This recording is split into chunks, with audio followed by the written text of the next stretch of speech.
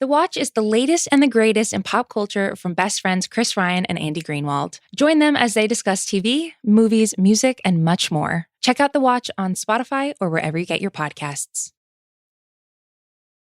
This episode is brought to you by eBay Authenticity Guarantee. eBay knows that when it comes to jewelry, authenticity is the real gem. When you see the blue check mark that says Authenticity Guarantee, it means your next piece will be carefully inspired by jewelry experts and will always be worth its weight in gold. Whether you're looking to make a statement or build the perfect everyday look, eBay is making sure you get the real deal. With eBay Authenticity Guarantee, you can trust that jaw-dropping piece will always arrive jaw-droppingly real. Ensure your next purchase is the real deal. Visit ebay.com for terms. This episode is brought to you by Reese's Peanut Butter Cups. All right, it's official. I think I've discovered the ultimate coupling of all time. Like any good relationship, they really balance each other out. One is super sweet, and the other, well, they can be a little nutty sometimes. It is, of course, Reese's Peanut Butter Cups, the perfect combination of peanut butter and chocolate. So perfect, some would call it true love. Find Reese's now at a store near you. Why don't you bend on over and let me show you the 50 states. We got New Jersey, New York. Everything's bigger in Texas. Don't you forget about Florida now, baby. We're gonna go nice and long and deep.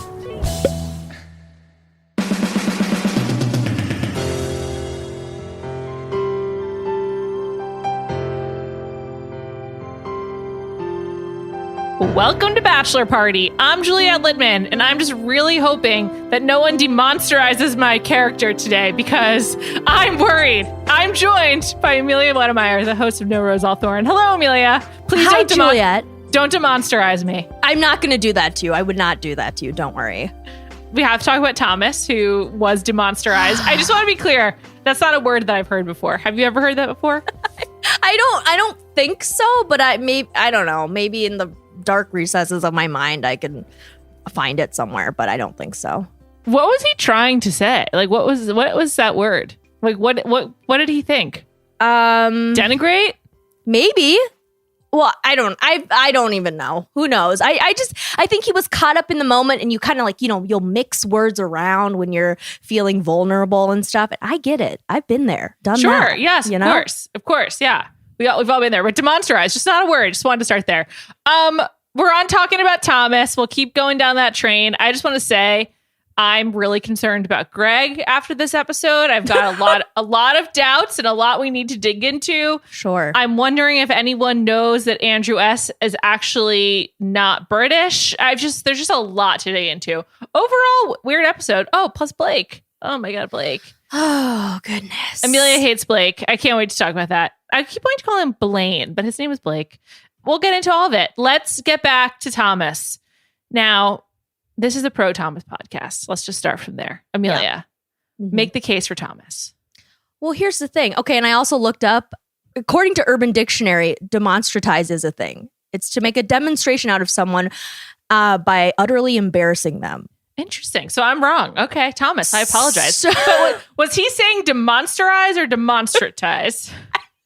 I don't know. At this point, I'm just gonna, you know what? I feel bad for the guy that he can have right. either or. I'm an asshole. I'm making fun of his vocabulary.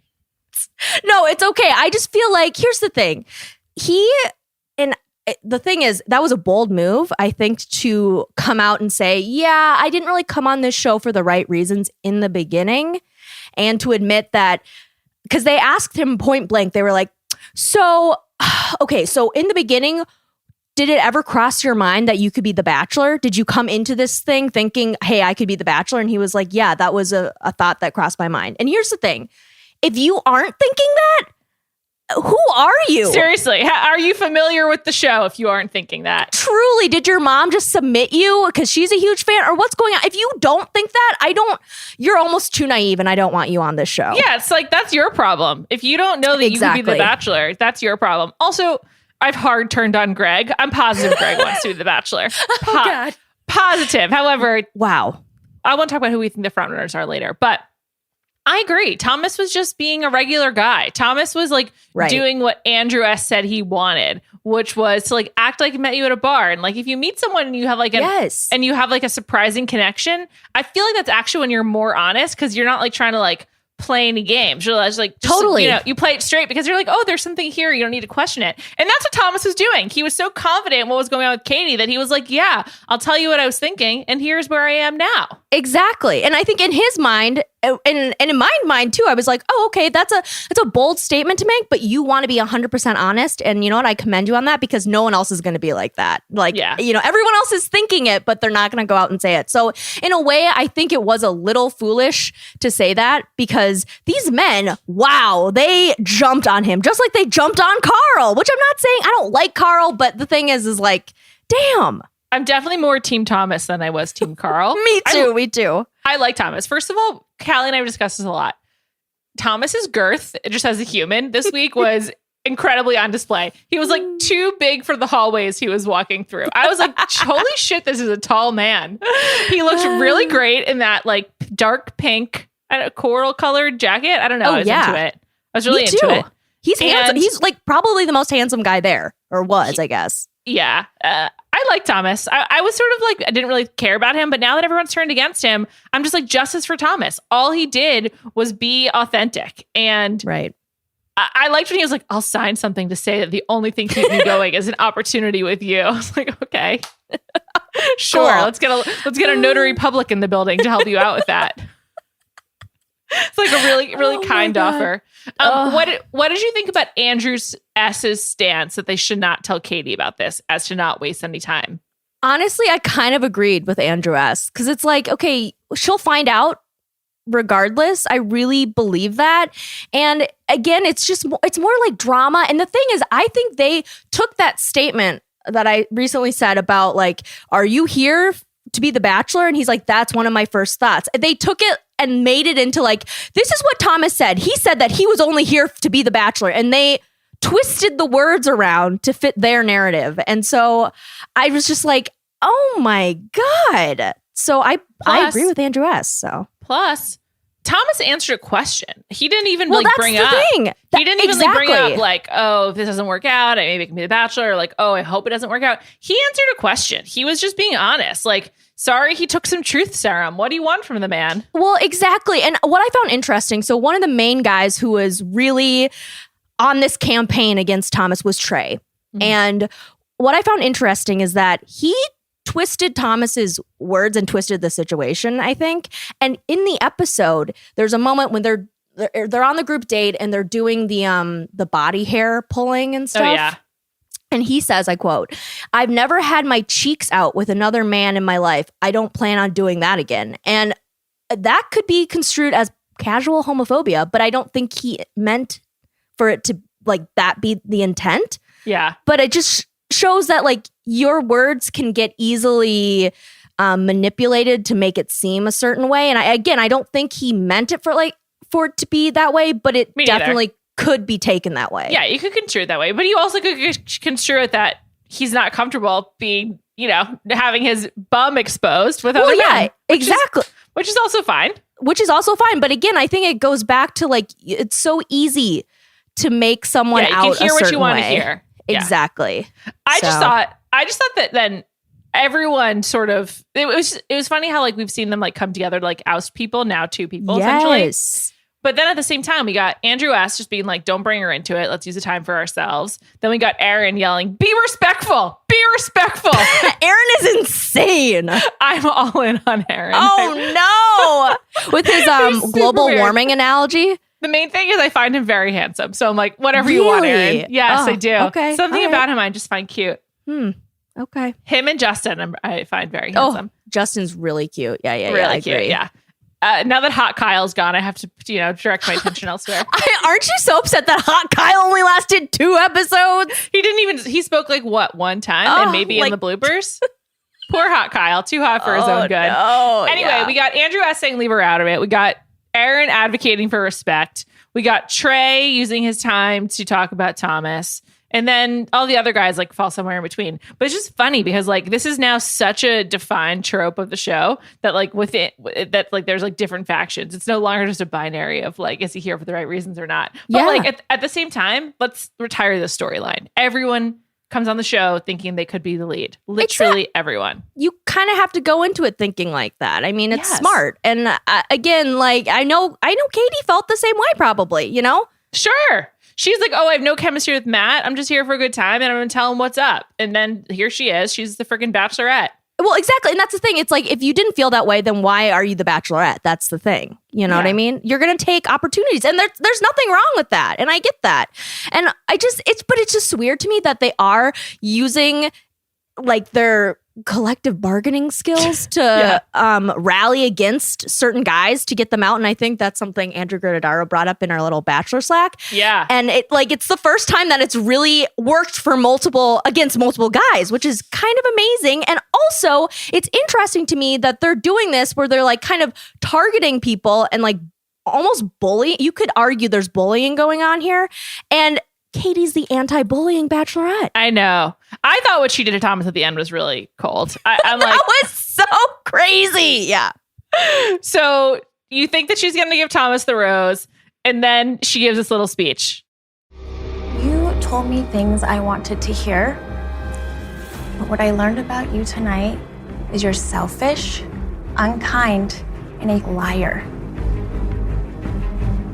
Your Bachelor audition ends tonight. So get out.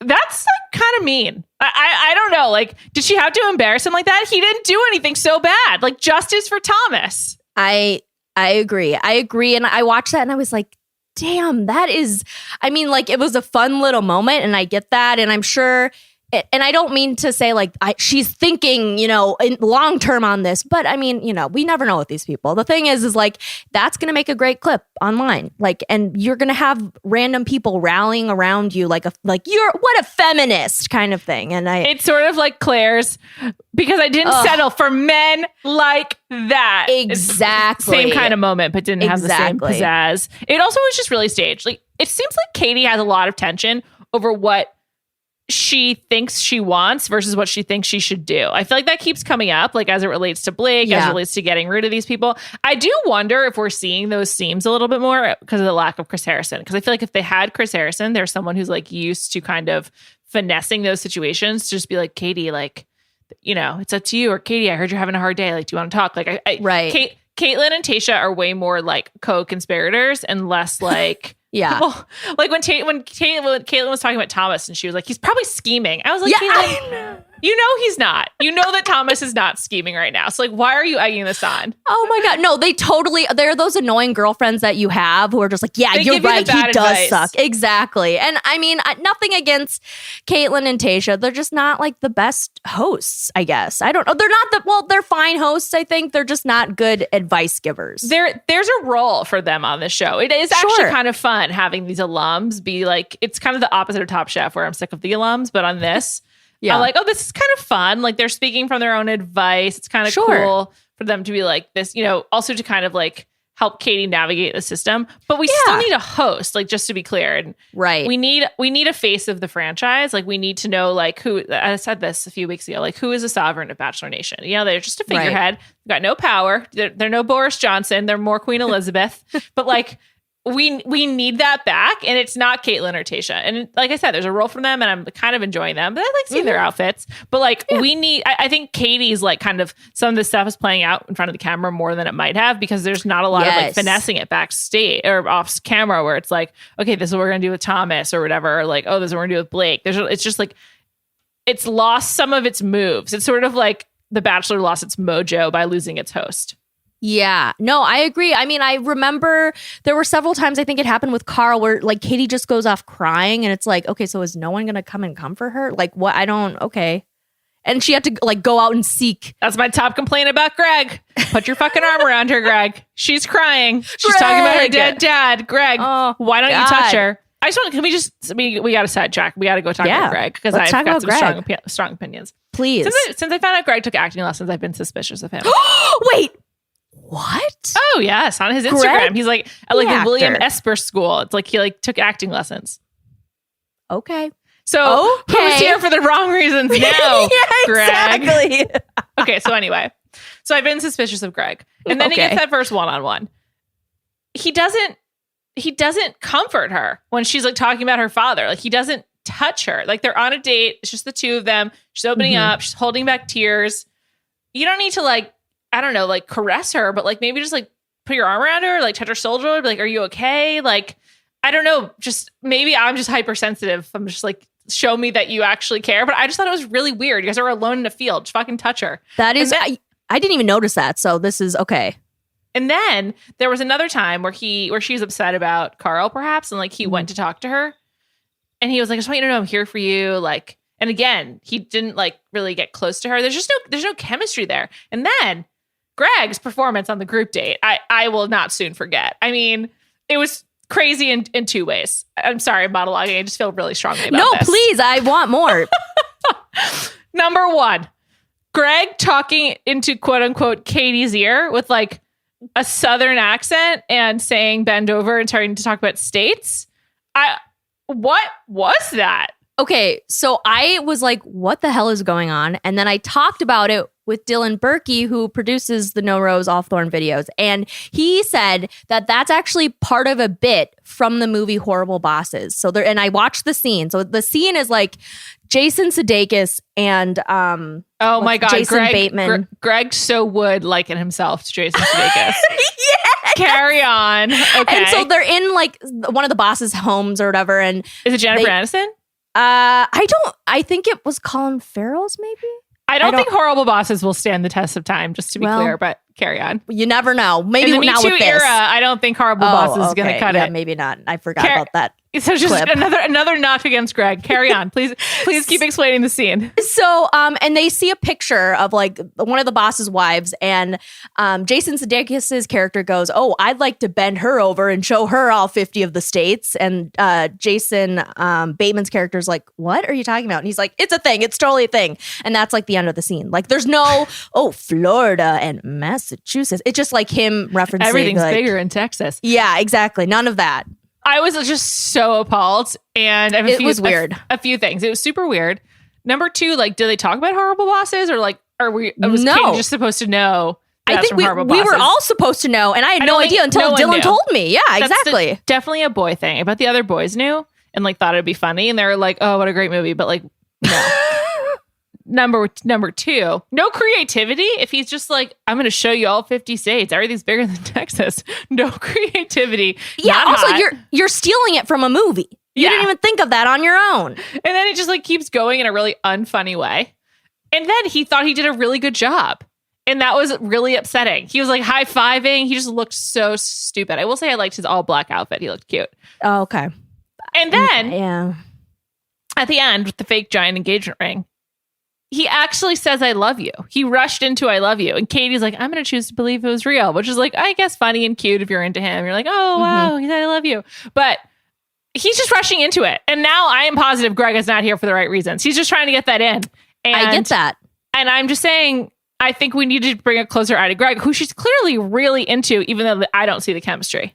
Jed. Oh my God. See, I already have Jed on my mind because that's who Greg reminds me of. He reminds me of Jed a little bit. Another faker. Another fraud. Another faker. Phony. A scammer. Another grifter. Scammer. Seriously. Jed the scammer. That's how I'm feeling. It's a great game.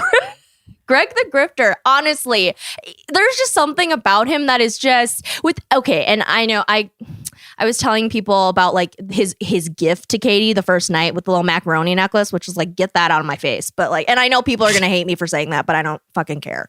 But it's just like, how cute. How that's just like, it just plays into the whole like women want a baby. And here, this is my niece's stupid spaghetti pasta necklace she made. It's just like a lot of it is just so fake to me. It's so fake and forced. I don't care for Greg. I'm positive he wants to be the Bachelor. He's my number one. He's off the chain on the thirst record. Like, he's just so thirsty. Agreed. And especially now that I know he took acting classes. Yes, I know. It's the cardinal sin of going on The Bachelor. You may not take acting classes. No acting classes. No IMDb credits. Come on. I can't. It's just too much. And then I just think that She seems really into him though. Like I would say, yes, she said that she was like falling for him, right? When they had their one-on-one or yes, cocktail party. Yeah, she's really into him. I'm worried for her judgment. I mean, not only that, like she gave him the first impression rose.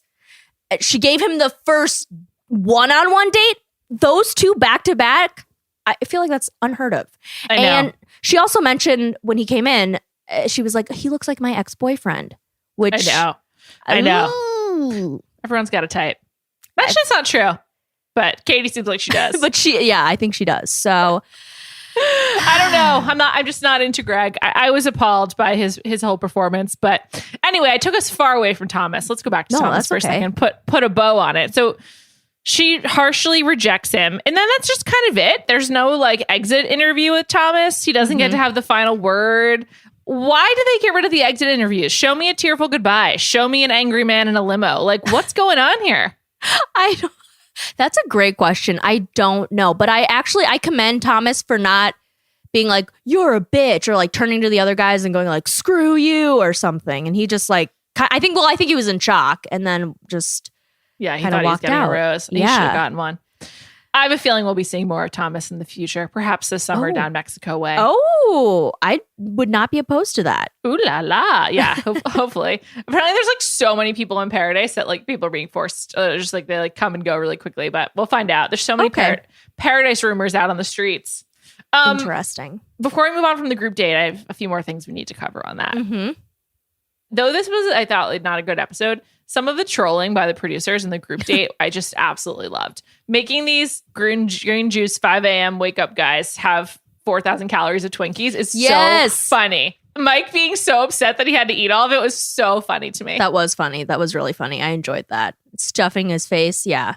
And it also made me think that Mike should be on Survivor for some reason. I was just like, I could see interesting. this guy making it like 3 or 4 weeks, good at challenges at the beginning, but doesn't make it to the merge. Sure. There's a lot of Christian-leaning people on Survivor. That's true. Mark Burnett, yeah. Yes, Mark Burnett, among many others. I just feel like he would be a really good Survivor player. So, starting out there. Okay. Yeah, I could see that. I could see that. Huh. Just something to think about. The other like fat foods that they came up with, like fettuccine Alfredo. I know, I love that. And the chocolate cake. I was like, cool. All my favorite foods are here. Chocolate cake, pasta, and Twinkies. I'm good to go. That fettuccine looked good. I was like, damn, serve me up some, please. Yes, seriously. And then what'd you think about the waxing? I mean, whatever. Sure. It's really, I understand you play it up, blah, blah, blah, blah, blah. But it's just like, it's such like an old, like, 40-year-old virgin kind of funny thing. I don't know. That movie's like 16 years old. Haven't we moved on to other gags? Exactly. Well, and what interested me is that they took a lot of the dares from the Tayshia group date. And it was just like, you're really not going to think of any new stuff? That was literally going to take everything from that other date. Right? That was pretty weird. I feel like they just really picked the wrong location here. I don't know. It's just, it seems awful. My sources say it's significantly worse than both La Quinta and McMullen. Really? That's interesting. Okay. Well, yikes. This episode is brought to you by Visible. Maybe you've already let your New Year's resolution slip. We all have, but you can still make a 2 year's resolution with Visible. Right now, you can get a one-line wireless plan from Visible for just $20 per month for 24 months. 24 months is basically 4 Bachelor seasons. That could be 4 engagements, 4 broken engagements, so many other couples we didn't see them coming. It's really an eternity in Bachelor Nation.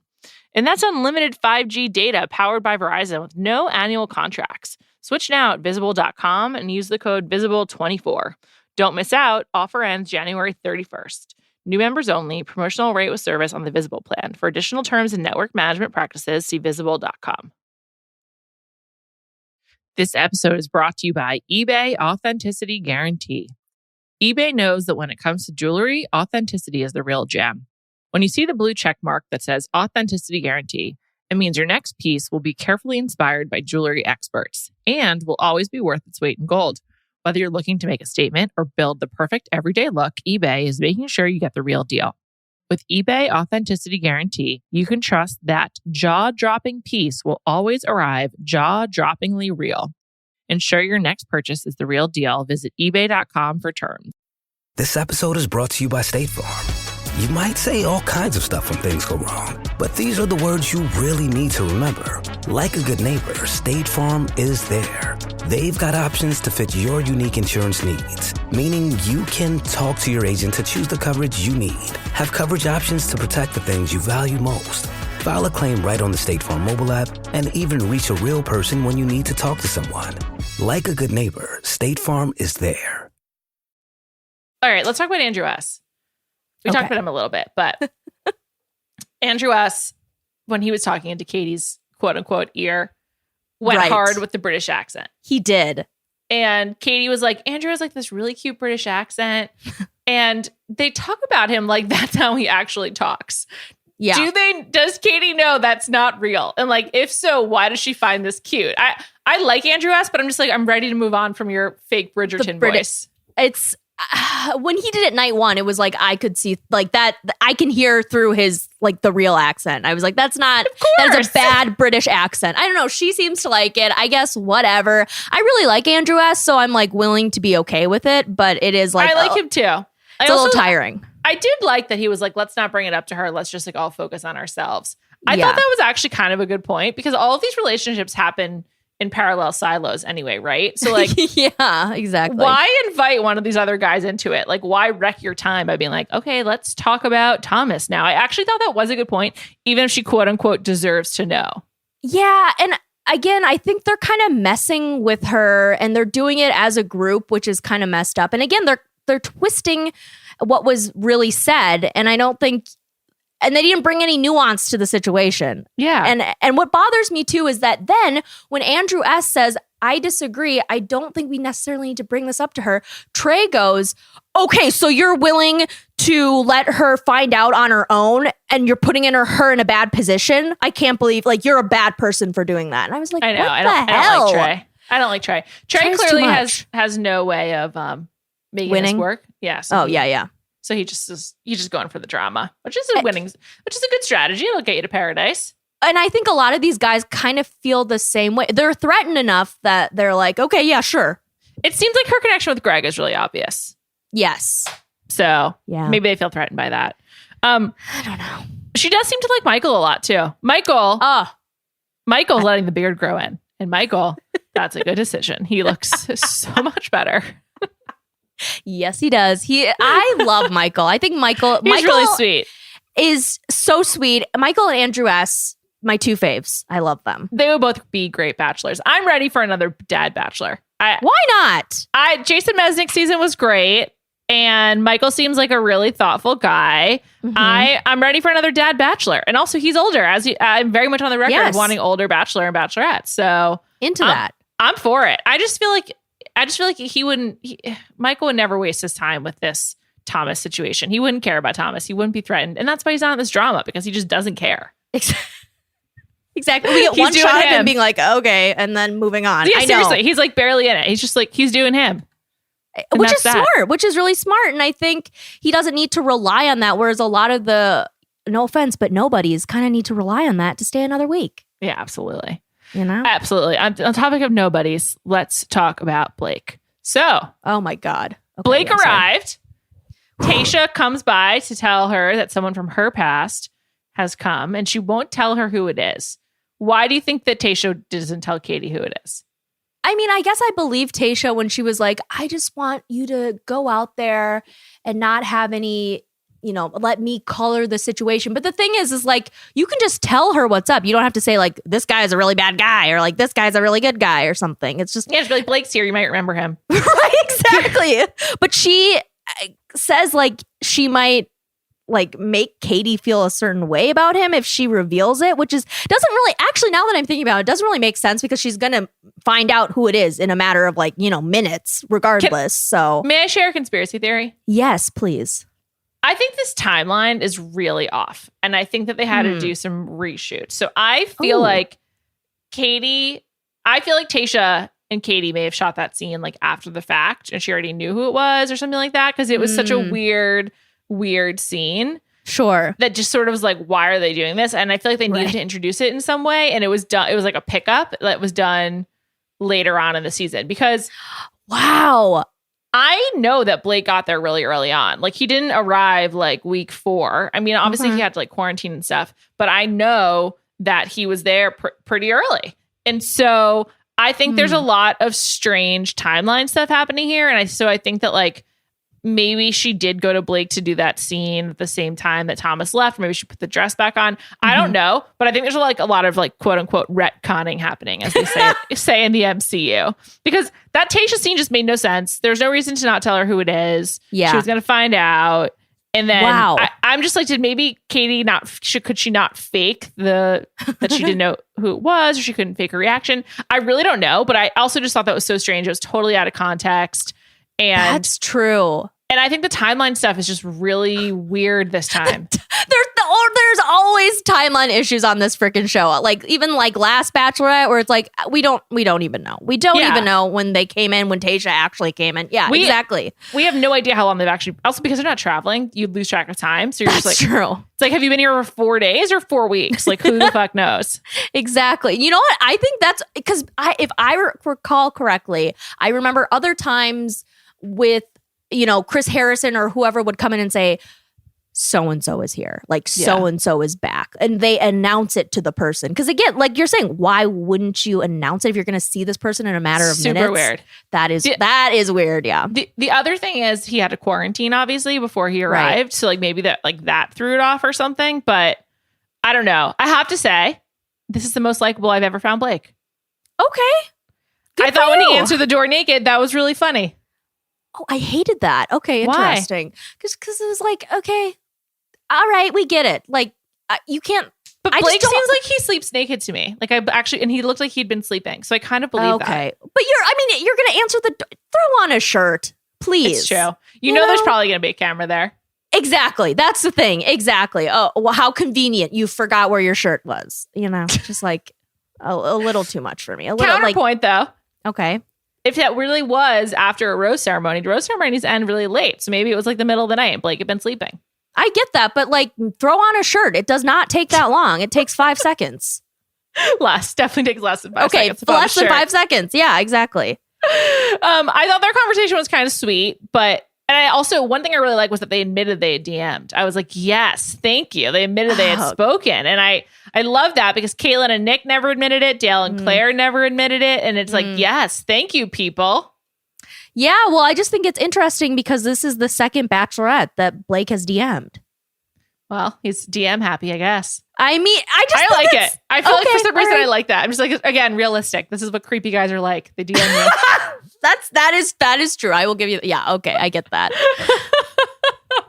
I don't know. I think also, Amelia, we don't understand because we're just like civilians, but like, I think like, you know, people who go on reality TV, especially in The Bachelor, use Instagram as like a dating app and they just DM each other. Oh, totally. No, and I get that, but I just think that's so not for you. It's not for me. And also it's like, how convenient, Blake. Like you're just DMing everyone out here. Okay. Yeah. I don't know. I'm kind of glad he arrived because like this Thomas, the Carl drama followed by the Thomas drama, followed by Greg just being very suspect is just not doing it for me. So I'm happy to have Blake. I get that. But I think it's interesting. People love Greg. Like they love him. Why? I don't. Because he has a dead dad too. I don't know. Greg is like literally a dime a dozen in Murray Hill where he lives. Like if you all love him, I mean, start going out in the New York City this summer, I guess. You guys will all find a Greg, I promise you. There's nothing good about Greg. I get it. Actually, he seems fine, but that's the point. He's so plain. He's just like so plain. Greg who took acting lessons. Whatever. I'm being mean. Who said Buzz Killington this week? Was that Aaron? Someone referred to... I don't know. I didn't even pick up on that. I thought that was really funny. Someone referred to someone as being a Buzz Killington. I got to go back and check that, but I'm just looking at my notes and I wrote down Buzz Killington. That's funny. A few other notes. They introduced the time-honored Bravo trick of a sepia-colored flashback this week, which I loved. To show Thomas answering the question about if he'd want to be the Bachelor. So thank you for that production flourish. I don't know why they don't do it more on the show. That was wonderful. Oh my God. That is nice. I love when they recall those moments. Of course, it's a staple of Bravo. I don't know why they don't do it on The Bachelor. Well, it's funny because I've been watching a lot of Survivor, as you know, I'm sure. But they rarely do that too, but they used it on one of the seasons. Have you ever seen Game Changers? Of course. Where Debbie just goes crazy on Brad Culpepper. Yeah. And she was like, you said I couldn't do the balance beam. And then they cut to a sepia toned, what's it called? Flashback. Thank you. And he's like, you can do the balance beam. And I was like, what? This is the first time it's ever happened. So like anytime I see one of those, I get really excited because they just don't do it on network reality TV. Well, this is why I think on both The Bachelor and Survivor, they try to like allow like the psychological drama to become like the drama record. And so they don't actually have an interest in correcting what people are saying. Whereas with the Housewives or Vanderpump, like the producers are kind of like in on the joke and trying to show you when like Jax is lying or when like Rinna says something ridiculous or whatever. But these shows are just like trying to like, they let the drama become the narrative instead of like trying to have any facts. That's true. That is, you're right. You're right. So that's why I love to see it. I love it. Yeah, I love it too. Oh, God. Can I tell you something I learned from Reddit today? Please. You know, there's a lot of spoilers out there, so it's very tough, but I went to Reddit nonetheless. Some intrepid Redditors on Bachelor Reddit found, like, went through the ProPublica reporting of like who got PPP loans at the beginning of the pandemic.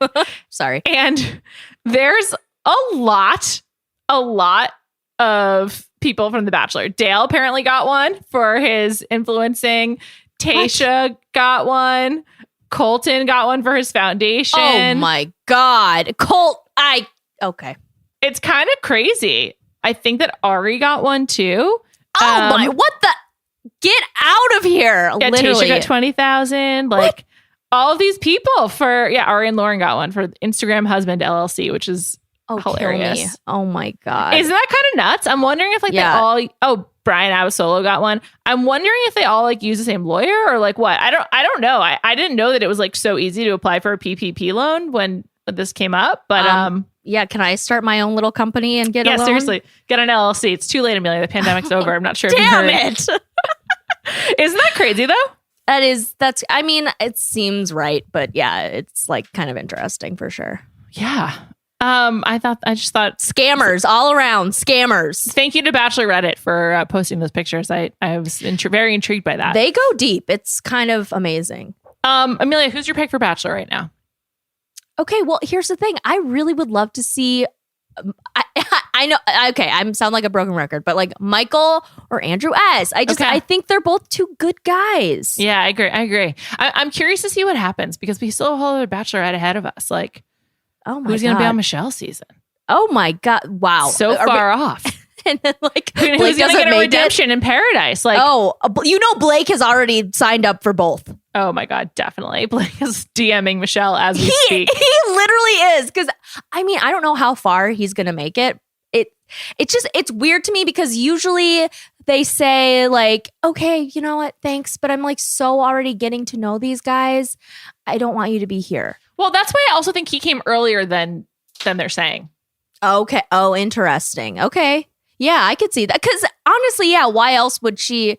Because like, who cares? She's already decided like, oh, I'm into Greg, then why would she do it? Why would she keep him on? And it will be interesting to see how long he makes it because I feel like the longer he makes it, the more obvious the real timeline is. Yes, definitely. Because what if he was like final two? Oh my! What if he won? Oh my God! I mean, we can't rule it out. She did seem to like him. She seemed nervous when she was waiting for him at the door when she was like fidgeting and stuff. Oh, so I don't know, Amelia. I think it's definitely possible that she's into him. She seemed excited when they were talking. 15 more minutes of fame. Honestly, that is what I found suspicious too. Is like she can just totally, go off on Thomas, but then some guy who like, oh, how convenient. He DM'd you on Instagram. Now he's back for another 15 minutes. And she's like, oh, okay, fine, sure. It's just like that's suspicious. Yeah, I know. It really is. Was there another date this week that I'm forgetting? There wasn't, right? I don't think so. The timeline has been so confusing. Yeah, there's only 2 dates last week, and then there was this one date this week. And then there was finally the rose ceremony. But it's just like, it's very hard to keep track of. It's like one date. Jeez. Yes, I know. It's weird. Well, I think a lot of the time was devoted to Blake, which is like, get me out of here. I don't want to watch this. And yet nothing happened with Blake. They just had like 2 conversations. It was like, God. just like 2, not even dates, like pre-dates. Literally, they're just like meetings, really. Just like meetings. A meeting of colleagues, Bachelor professionals. Why didn't they invite us? Serious. I was just like, I don't know. I mean, and it just seemed like when she walked down to meet him, she was like, Blake, like, oh, could it have been anyone else? That's what I got, but I don't know. Last thing we need to discuss, and then we'll wrap for today. Oh, okay. Unless you had more, but no, I don't think so. Weird episode. It was like nothing really happened, but yeah. Andrew S. in his one-on-one cocktail time with Katie, they had quote unquote Taco Bell. Most disgusting tacos ever seen. But did you notice what else was on that plate? There was like lunchable lunch meat, like the little rounds of turkey. Yes, it was. What? It was. I will say I loved Lunchables as a child. Love a good salty preservative rich food. I was just like, this is so disgusting, and like that food must have been sitting around for a long time, and just like whatever PA assembled that plate, it was absolutely horrid. So gross. God bless him. Well, that is. Okay, well, here's the thing. I only really like, if we're talking Lunchables, I really only like the pizza ones, which are after my time. I'm too disgusting. Old for that. I never had it. Okay, well, that makes me sad. But you should try it. But that is, oh my God, that is weird. Do you think those tacos are actually from Taco Bell, though? No, zero chance. No way. No, okay, absolutely. Interesting.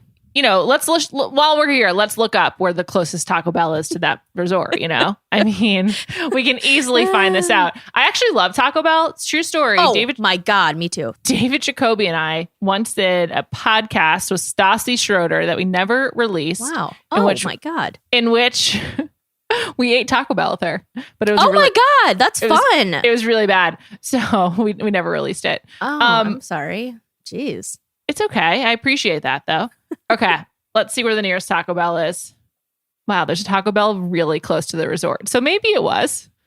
Maybe. Maybe I have to take it back. It's only an 11-minute drive, 4.5 miles from the resort to the nearest Taco Bell. So it's possible. I guess it is. It just seems really unlikely to me. Well, they probably have taco making supplies there, so why not just lie and say, yeah, it's from Taco Bell, but then make it in the kitchen at the resort, Also, wouldn't you kill for Taco Bell if you're trapped in that resort? I already know my order. I would kill for Taco Bell. What is it? Mine's a double-decker taco. And okay. Mine is a Crunchwrap Supreme, a Gordita, and then also I fucking love their Baja Blast. Like, I've never had that. Oh, you've never had a Baja Blast? No, I haven't. I'm going to need you to, stop this podcast, drive to the nearest Taco Bell and get a Baja Blast. Oh, okay. It's like I'll do it for you, Amelia, and I'll report back. Okay. The best Mountain Dew. Yeah. Truly, final note of the day, because this story just won't die. Sean Lowe says he's boycotting the Bachelorette over Chris Harrison's ouster. I find that weird because his wife, Catherine Lowe, was filling in on Bachelor Happy Hour. So they're still kind of in the mix. And, he's supporting his guy. I also understand perhaps he has strong feelings about cancel culture, if that's what you think was happening here. But I think it's just a weird stance to take publicly. But I don't know. I don't remember him. I don't care. I'm ready to stop talking about this. Yeah, me too. And also, Sean, no one cares about you anymore. I'm sorry. Seriously, actually, that is true. No one cares about Sean Lowe anymore. He's literally, irrelevant. We don't care. We don't know who you are. So just go away. Sorry, but go away. I know. I was actually recently talking to some Bachelor people, some recent people from the show. Mm-hmm. And JoJo was referred to as an OG season. And I was like, what are you talking about? I was like, JoJo was a few years ago. And then I realized time waits for no man or woman, including Bachelor recappers like us. So it made me feel old.